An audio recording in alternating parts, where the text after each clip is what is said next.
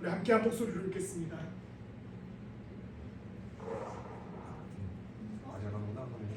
이거 맞아요? 네, 이게 맞습니다. 주보가 틀립니다. 주보는 3장 말씀이에요.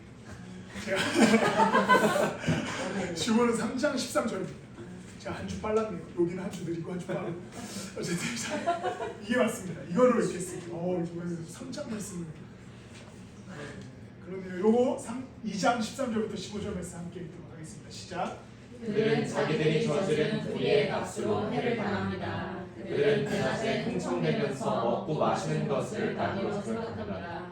그들은 피와 흠투성이 인간들입니다. 그들은 여러분과 연애를 즐길 때에도 자기들의 속임수를 빼앗고 있습니다.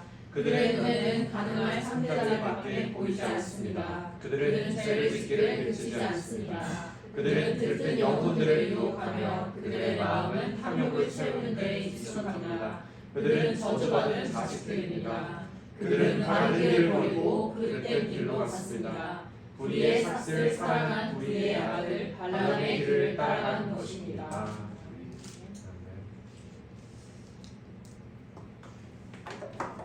오늘은 베드로서 2장 말씀을 함께 나누도록 하겠습니다. 베드로의 편지를 받은 공동체는 지속적으로 거짓 교사들에 의한 이탈이 문제되고 있었습니다. 그래서 계속해서 베드로 사도가 성도들에게 편지하는 내용은 흔들리지 마라, 연약해지지 말고 그들의 유혹을 조심해라, 그들은 심판당한다, 너희들은 흔들리지 않아야 한다는 이야기를 3장짜리 짧은 편지지만 그래도 계속해서 강조하고 지속적으로 이야기하고 있습니다. 뒤에 이야기하겠지만 사실 그들이 흔들리고 바른 길에서 이탈하게 되는 원인은 믿음이 연약했기 때문이죠. 그것이 가장 큰 이유다라고 베드로 사도도 뒤에 이야기하게 됩니다. 그래서 오늘 말씀을 통해서 우리가 어떻게 이 믿음에 관하여서 우리가 점검해 나가고 믿음을 유지하고 굳세게 해 나갈 것인가에 대해서 함께 나눠보고자 합니다. 믿음이라고 하는 것은 사실 실체가 없어요. 마음의 문제인지 뇌의 작용인지 우리는 알 수는 없습니다. 그런데 재미있게도 이 믿음을 수치화하는 것을 그리스도인들은 좋아합니다. 내 믿음이 좋아. 요즘 내가 믿음이 좋지 않아. 내가 요즘 믿음이 뜨거워. 내가 요즘 믿음이 연약해. 이런 표현들이 많죠. 제가 어제에서 페이스북, 인스타그램에 올리면서 믿음을 주식 생각하듯이 하는 것 같다. 내가 요즘 상한가야. 내가 요즘 하한가야. 분명히 믿음은 그런 요소가 있습니다. 성경에서도 믿음에 관해서 이야기할 때 연약해진 믿음에 관해서 이야기하기도 하고 굳센 믿음에 관해서 이야기하기도 하기 때문에 분명히 믿음을 상한가, 하한가로 표현하는 것이 틀린 것은 아닌데 문제가 뭐냐면 이것을 너무나 당연하게 생각한다는 겁니다. 그러니까 믿음이 연약해. 나 요즘 믿음이 별로 좋지 않아. 그러니까 이거를 그냥 아무렇지도 않게 얘기한다는 거예요. 본인들 주식이 떨어지면 막 애통해하면서 자기 믿음이 떨어지는 거에 대해서는 크게 애통해하지 않습니다. 그냥 내가 언젠가 회복되겠지. 이런 식의 태도를 갖는데 문제가 있다는 거죠. 왜냐하면 오늘 본문에서 보면 15절 말씀을 보면 이렇게 기록됩니다. 그들은 바른 길을 버리고 그릇된 길로 갔다. 그러니까 믿음이 없는 사람들에게 닥쳐진 불행은 그냥 교회를 이탈하게 되거나 혹은 성도들 간의 교제를 이탈하게 된 데 문제가 생긴 게 아니라 아예 그 인생길이 그릇된 길에서 바른 길에서 그릇된 길로 이탈하게 됩니다. 그러니까 믿음이 연약하다라고 하는 문제는 그냥 단순히 내가 요즘 믿음 안 좋아, 내가 요즘 연약해, 내가 시험 들었어 이렇게 끝낼 문제가 아닌 이유는 믿음이 연약한 자들은 바른 길에서 이탈할 가능성이 커진 것이기 때문에 늘 믿음이 연약해진 자신의 모습을 두려워할 수 있어야 되는 겁니다. 걱정할 수 있어야 되는 겁니다. 그러니까 누군가에게 우리 공동체가 나눌 때 제가 요즘 믿음이 별로 좋지 않습니다라고 얘기할 때 큰일 났다. 얘 큰일 났다. 이런 마음가짐이 있어야 되는 겁니다. 그냥 요즘 너가 믿음이 안 좋구나. 언젠가 회복하겠지. 이렇게 넘어갈 문제가 아닌 거예요. 언젠가 다시 주식 오르듯이 오르겠지. 이런 게 안 돼. 갑자기 상장 폐지가 되는 게 우리의 믿음입니다. 완전히 그릇된 길로 향하는 것이죠. 그러니까 내가 믿음이 연약하다, 내가 요즘 믿음이 안 좋아 라는 마음이 들면 비상벨을 울려야 됩니다. 큰일 났다. 큰일 났다. 나 잘못하면 이러다 그릇된 길 가겠다. 그렇기 때문에 우리가 믿음에 관해서 나누고 믿음에 관해서 생각해 볼 수 있어야 하고 또한 우리의 믿음을 점검할 수 있어야 됩니다.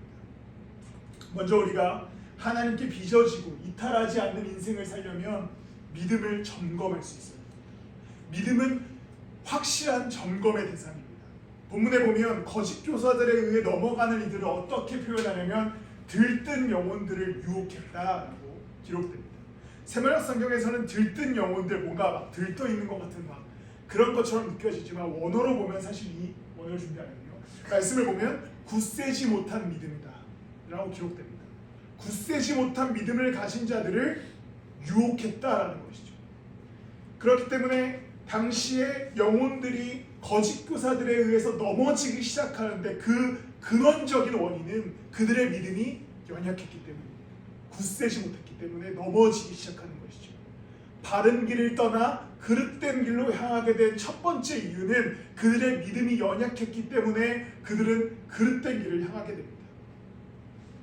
그렇기 때문에 우리가 믿음을 늘 내가 지금 들떠 있는가, 연약해져 있는가, 굳세져 있는가를 점검할 수 있어야 됩니다.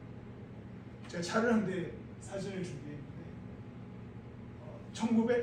2006년식 도요타에서 나온 프리우스입니다. 색깔도 애매하죠. 어떤데요? 약간 초록색도 아닌 것이 회색도 아닌 것이 어떠세요? 제가 독일에 가서 2017년에 중고차를 사려고 독일 중고차 시장을 막 돌아다니다가 이제 예산이 한정적이니까 이 차를 딱 똑같이 생긴 이 차예요. 구입합니다. 2006년식 2017년도에 산 거예요. 11년 된 차를. 그 왜 일본 차를 샀냐면 독일 사람들의 미신이 있어요. 일본 차는 망가지지 않는다. 이런 약간의 그 독일 차는 망가져도 일본 차는 망가지지 않는다. 그래서 이 차를 샀습니다. 사고 너무 좋았어요. 내가 독일에서 차를 탔습니다. 또 좋았던 게 독일은 아우토반이라는 게 있잖아요. 아우토반이 고속도로를 의미하는데 속도가 무제한입니다. 내가 드디어 아우토반을 달려볼 수 있겠다. 그래서 이제 샀는데 멀쩡한 거예요. 차도 너무 좋고 비록 이제 깡통이었어요. 센서도 없고 카메라 당연히 없고 그리고 그 보통 시트는 우리나라는 기본값이 디폴트가 가죽 시트인데 1000시트였어. 시트에서 냄새도 나고 하지만 차를 샀다는 즐거움에 그리고 이게 고장나지 않을 거라는 그런 미신에 이제 고속도로를 향합니다. 아우토반을 달리기 시작해요. 아우토반이 어느 정도냐면 독일 사람들이 200km, 220km로 달리거든요. 1차선에. 그리고 이제 2차선이 한 170, 180으로 달리고 3차선에 한 140, 150 이렇게 달리게 되는데 자연스럽게 나도 한번 달려보자. 그 1차선을 접어듭니다. 쭉 나가다가 150km가 넘어가는 순간부터 핸들이 막 이렇게 막 진짜 이거 진짜 안 되겠다. 그래서 저는 그 뒤로 5년, 4년 동안 3차선으로 열심히 달렸습니다. 겉으로 보기에 멀쩡했어요. 그리고 일본 차 좋다고 안 고장 난다고. 근데 하지만 저는 4년 동안 이 차에다가 수리비를 때려박았습니다. 때려박았어요. 이거 계속 문제, 브레이크 고장 나고 엔진 고장 나고. 이 얘기를 왜 하냐면 겉으로 봤을 때 멀쩡해 보여요. 우리의 삶도 그렇죠. 얘 잘 갈 수, 우리 인생 이 정도면 잘 살아갈 수 있을 것 같아. 잘 달려갈 수 있을 것 같아. 내 삶 이 정도 믿음이면 충분해. 이 정도면 나한테 좋게 완벽해 갈 수 있어. 그런데 믿음이 들뜬 상태라면, 그 영혼이 연약해진 상태라면 중요한 순간에 망가지기 시작합니다. 달릴 힘이 없어요. 그렇기 때문에 늘 점검해야 하는 것이, 엔진은 제대로 박혀 있는가, 브레이크는 제대로 작동하는가, 멈추고 이탈하고 좌회전 우회전할 수 있는 그러한 능력이 있는가. 믿음은 그냥 두고 있으면 안 됩니다. 늘 점검해 나가야 하는 것이죠.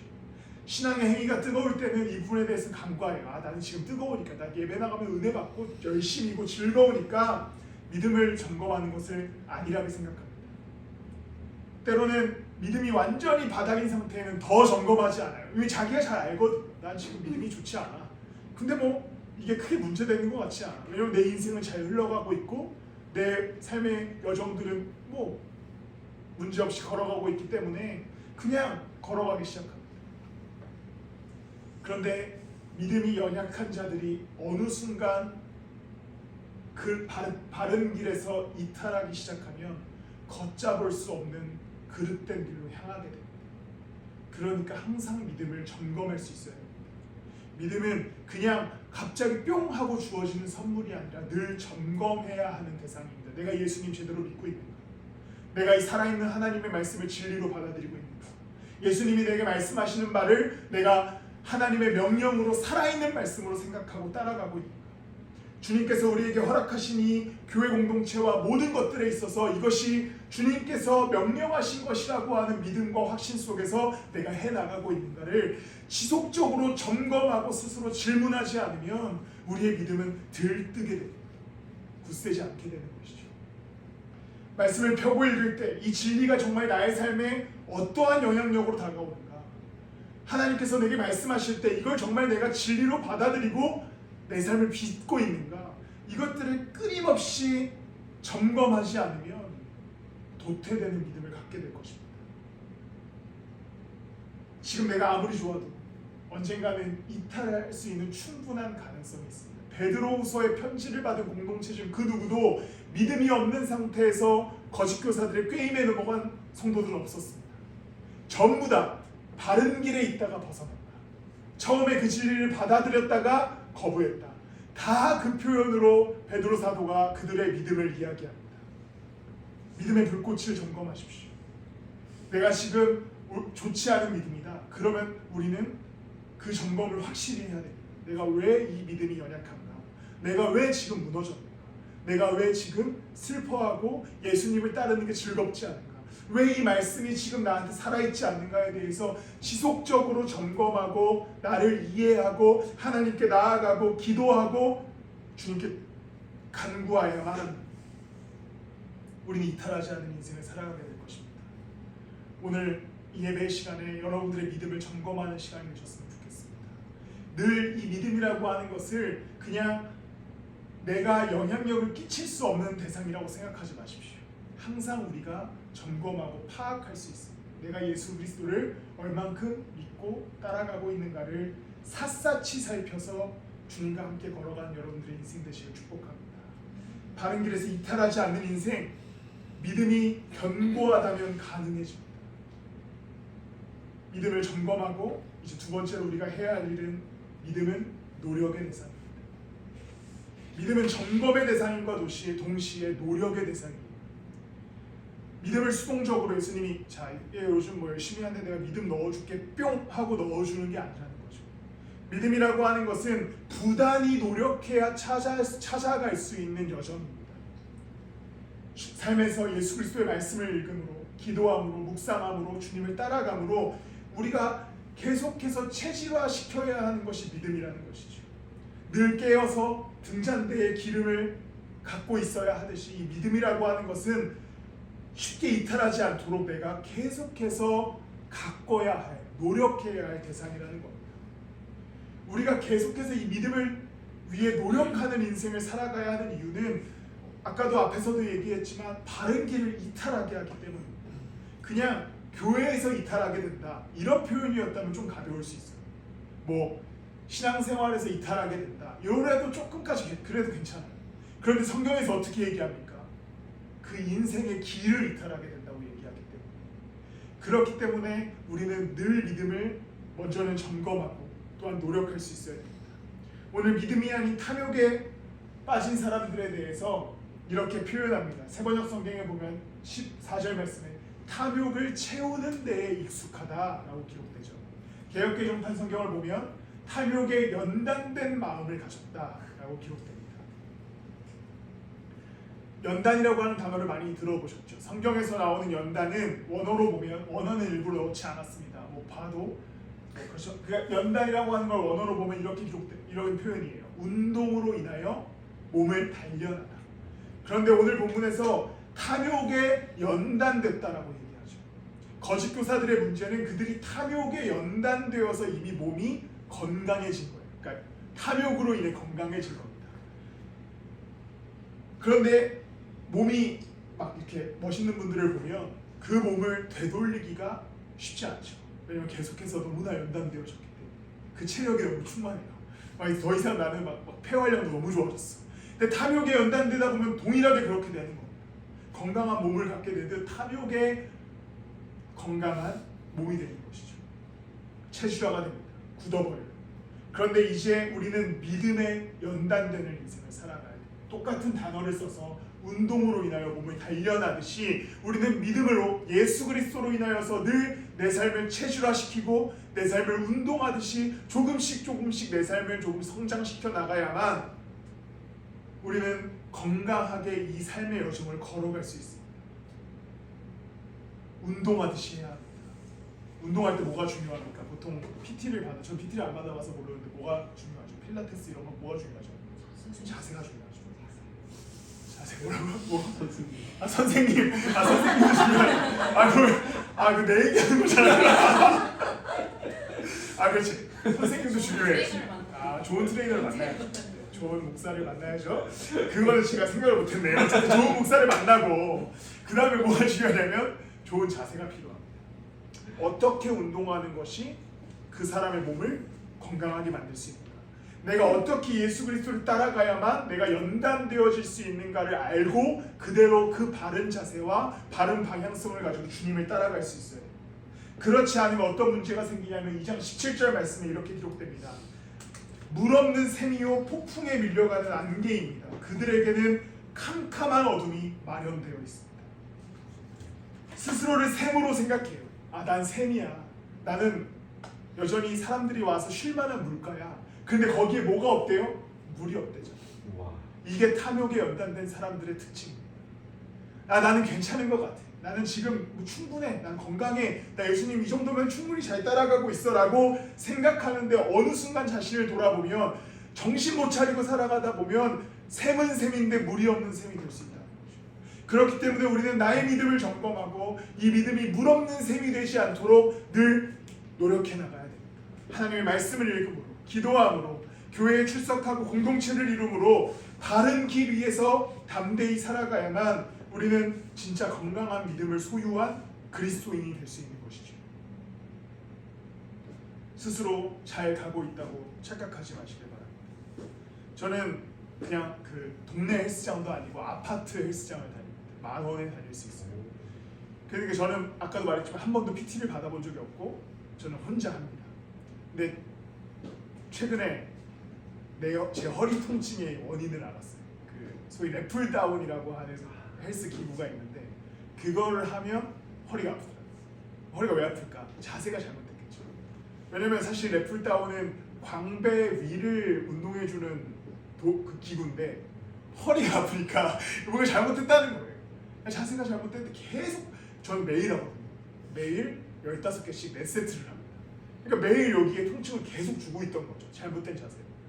근데 저는 또 사람이 생각보다 끈질겨서 매일 합니다. 전 주 거의 6일에서 7일 헬스장에 가서 매일 하기 때문에 점점 몸이 망가지고 있었던 거죠. 그러니까 허리가 계속해서 제가 안 좋았던 거예요. 이렇게 신앙생활을 해나가면 안 됩니다. 내가 이 정도 잘 믿고 있지 뭐. 나 이 정도 예수님 이 정도면 뭐 충분해. 내 신앙생활 괜찮아. 완벽해. 그렇게 가다 보면 어느 순간 물이 없는 샘으로 변해버려 있는 여러분들을 발견할 것입니다. 믿음을 점검하십시오. 그리고 노력하십시오. 바른 길을 향해 가십시오. 무엇이 옳은가 치열하게 고민하셔야 돼요. 하나님의 말씀을 읽으면서 내 기준과 내 편견과 내 가치관 다 접어버리고 정말 성경 그대로 해서 내게 말씀하시는 게 뭘까? 하나님이 나한테 무엇을 요구하시는가? 하나님이 나한테 어떻게 살아가게 하시는가에 대해서 읽고 내 기준을 갖고 있지 않고 그대로 살아가면서 내 믿음을 세워나가기 시작할 때에 우리는 정말 바르게 연단되어질 것입니다. 건강한 몸을 이루게 될 것입니다. 내 믿음의 몸이 정말 하나님으로 체질화되어서 물 없는 샘이 아니라 물된 동산과 같이 주님의 은혜를 먹고 자라는 귀한 그리스도인의 삶이 될 것입니다. 같이 우리가 교회 안에서 이 새로운 개척교회 안에서 치열하게 건강한 믿음이 무엇인가를 고민해봤으면 좋겠습니다. 그냥 흘러가지 마세요. 당연한 것처럼 생각하지 마십시오. 당연한 건 없습니다. 성경에서 이야기하는 그 방식, 그 가치관, 그 주님의 뜻을 따라 체질화시켜서 건강히 살아가는 여러분들 되시기를 예수 그리스도의 이름으로 축복합니다. 마지막으로 믿음은 마지막 대신은 또 그 소리야 할 거예요. 근데 이 또 그 소리를 해야겠습니다. 이제 안 받아야겠죠. 믿음은 어디서부터 시작됩니까? 그리스도를 아는 지식으로부터 가능합니다. 14절에 보면 들뜬 영혼을 유혹했다. 18절 후반부도 보면 방종한 정욕으로 유혹했다라고 합니다. 유혹이라는 뜻의 헬라어 원어는 어떤 뜻이냐면 꾀다, 낙다라는 뜻을 갖고 있습니다. 우리나라 표현 중에 많이 쓰는 표현이죠. 낙다. 근데 이게 사실 헬라어에서부터 시작된 거예요. 유혹이라고 하는 단어가 갖고 있는 뜻이 낙다입니다. 그리스도를 아는 지식을 모르면 낚일 수밖에 없어요. 왜냐하면 이게 미끼인지 진리인지 모르기 때문입니다. 예수님을 잘 알고 있으면, 그러니까 우리가 이런 표현을 써서 죄송합니다. 우리가 생선머리가 아니라 똑똑한 머리라면 알겠죠. 그러니까 만약에 내가 생선이라고 생각해보세요. 물속에 들어갔어요. 근데 나는 지금 인간의 지식을 갖고 있어요. 보면 알잖아. 얘가 지금 미끼인지 지렁인지 먹인지 알잖아요. 안 물겠죠. 근데 생선들이 왜 뭡니까? 지렁인지 미끼 그 음식인지 모르기 때문에 무는 거예요. 그러니까 낚이게 되는 거죠. 우리가 예수 그리스도를 아는 지식이 없으면 우리 인생에 찾아온 이 어떠한 선택의 문제와 우리 삶의 길의 문제에 있어서 이게 미끼인지 아니면 나를 건강하게 만드는 건지 구분을 못하게 됩니다. 그래서 그냥 물어버려요. 그러다가 어느 순간 낚임을 당하게 됩니다. 그러니까 우리가 진짜 필요한 것은 예수 그리스도를 아는 지식입니다. 주님을 안다면, 그리스도를 아는 지식을 안다면, 하나님의 말씀을 안다면 이게 미끼인지 이게 나를 유혹하는 것인지를 정확하게 분별할 수 있습니다. 그렇기 때문에 우리는 내 삶의 걸음들, 내 삶의 신앙의 모든 행위들에 있어서 예수 그리스도를 아는 지식을 근거하여서 세워가야 되는 거예요. 내가 하나님의 말씀을 읽을 때도 예수님을 아는 지식 위에서 읽어야 되고, 내가 예배할 때도 그리스도가 누구신지, 그리스도가 내 삶에 어떠한 분이신지를 아는 지식 안에서 예배해야 됩니다. 공동체가 모일 때도 그냥 우리끼리 하하호호 모이는 게 아니라 예수님께서 도대체 공동체이기 원하시고 어떠한 방식으로 공동체를 세워가시는지를 알아야만 교회를 세울 수 있는 거죠. 모든 것이 그리스도를 아는 지식을 근거하지 않으면 낚임당합니다. 피싱당하는 거죠. 요한복음 17장 3절 말씀을 함께 읽도록 하겠습니다. 함께 읽겠습니다. 시작. 영생은 오직 한 분이신 참 하나님을 알고 또 아버지께서 보내신 예수 그리스도를 아는 것입니다. 영생은 어디서부터 나옵니까? 하나님을 알고 예수 그리스도를 아는 것이다. 이것이 진리입니다. 그리스도를 알아야 믿음 위에 머물 수 있습니다. 하나님을 알아야만 우리가 살아갈 수 있어요.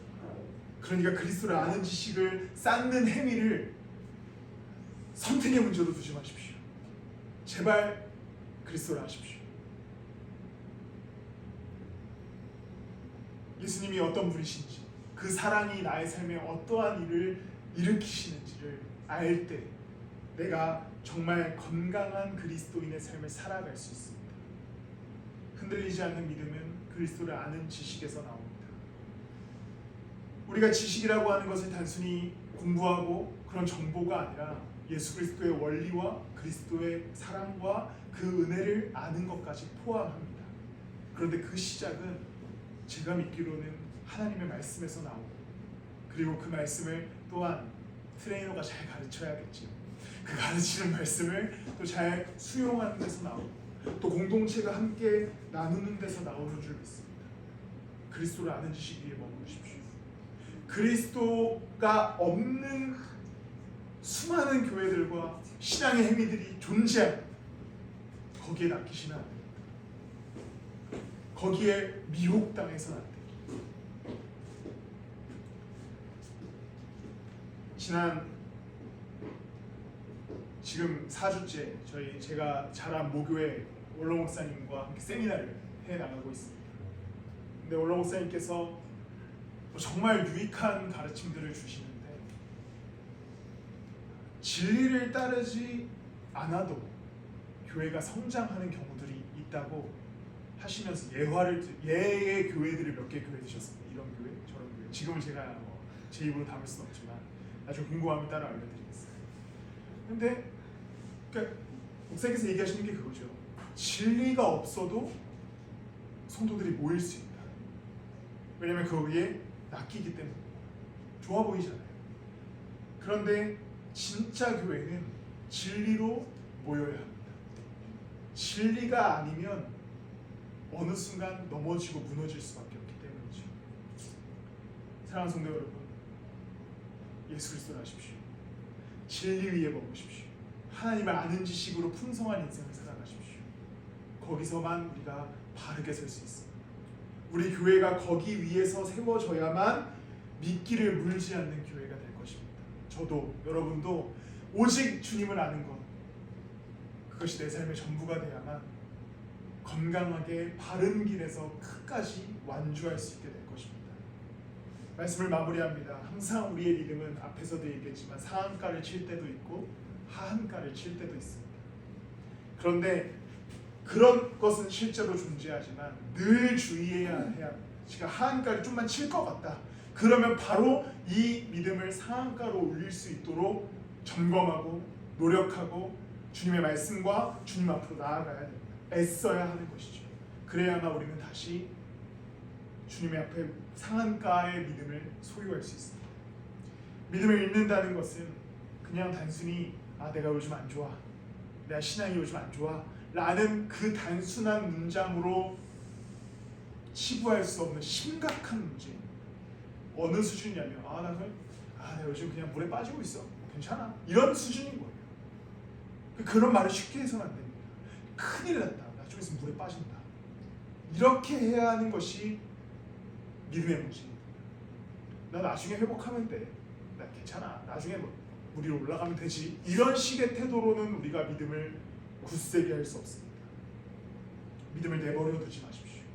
바른 길을 떠나 그릇된 길로 이탈하게 하는 것이 믿음의 문제이기 때문에 항상 믿음으로, 생명으로 여러분들의 삶을 빚어나가시면서 건강한 그리스도인의 신앙생활, 삶의 생활, 그리고 교회를 이뤄가시는 우리 라이트하우스 강동 성도님들 되시기를 예수 그리스도의 이름으로 축복합니다.